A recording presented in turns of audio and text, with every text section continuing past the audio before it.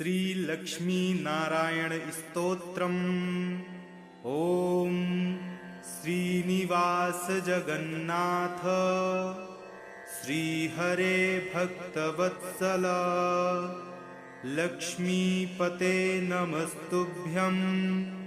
त्राहि मां भवसागरात् राधारमण गोविन्द भक्तकामप्रपूरक नारायण नमस्तुभ्यं।